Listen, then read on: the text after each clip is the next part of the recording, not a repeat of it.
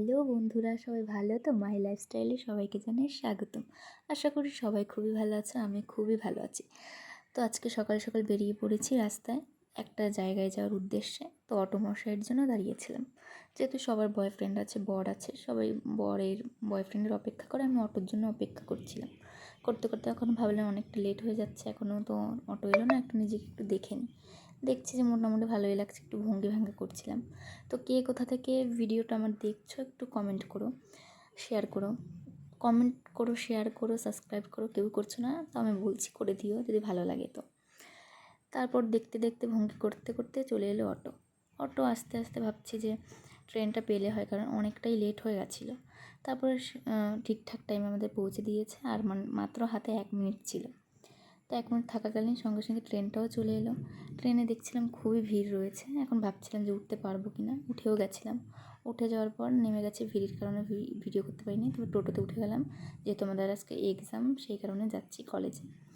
তারপর দেখো এটা কে কে চেনো এই কলেজটা, আশা করি অনেকেই চেনো, সবাই বেশিরভাগই চেনো। যদি ভিডিওটা দেখে থাকো তাহলে চিনতে পারবে, ভিডিও না দেখলে চিনতে পারবে না। তো দেখছিলাম প্রচণ্ড ভিড়, মানে অনেক কলেজ থেকেই এসছে সবাই পরীক্ষা দিতে, এক্সাম দিতে। তো সেই কারণে দেখছিলাম যে ভালোই ভিড় হয়েছে, যে এবার ভাবছিলাম যে ওই দিকটায় যাওয়া যাক, ওই গাছটার নিচে, তাহলে আমার দিকে কতদিন আমাদের এই কলেজে পরীক্ষা পড়বে, ততদিন আমরা কোনোদিন পাস করবো না।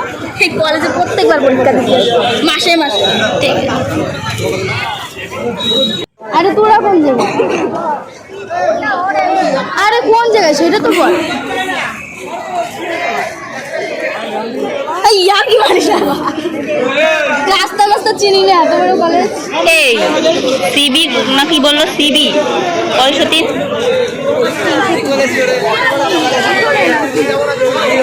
হ্যালো গাইস, দেখো আমরা জানি না, ঘর চিনি না।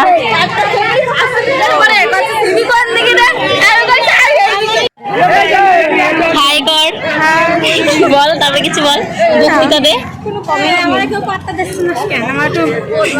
হ্যালো গাইস,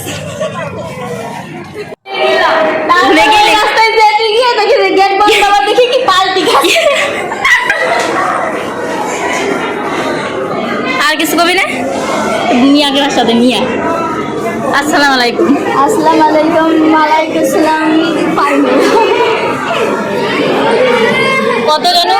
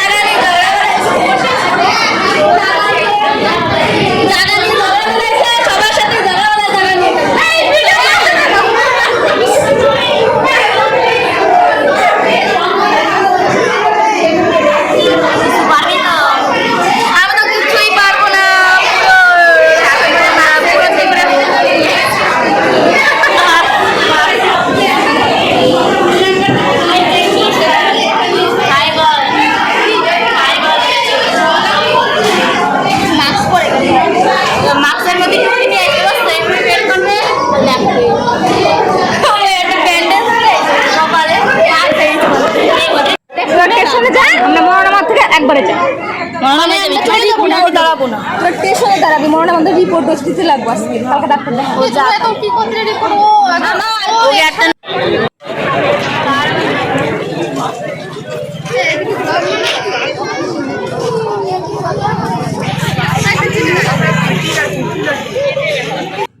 তারপর দেখতেই পারলে যে আমরা আজকে কেমন মজা করেছি এক্সাম দিতে গিয়ে। তো যেহেতু আমাদের এক্সাম রানাঘাটে পড়েছিল, খুবই মজা হয়েছে। এক্সাম শেষ, ওই সময় তো ভিডিও করতে পারিনি। তো সেই সময় দেখতে দেখতে চলে এলাম আমরা স্টেশনে একটুখানি 10 মিনিট লেট ছিল ট্রেনটা। তো সেই কারণে আমরা একটু দাঁড়িয়েছিলাম, গল্প করছিলাম, আর কিছু কথা বলছিলাম, কিন্তু সেগুলো আমি দিতে পারিনি ভয়েসগুলো।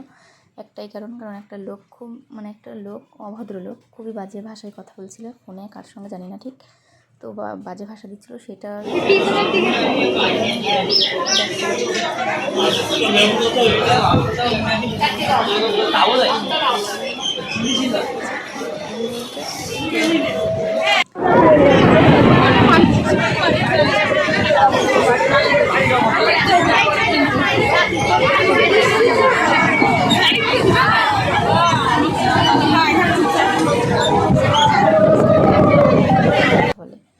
দেখতে দেখতে চলে এলাম বাড়ি, মানে খুবই মেঘের অবস্থা খারাপ ছিল।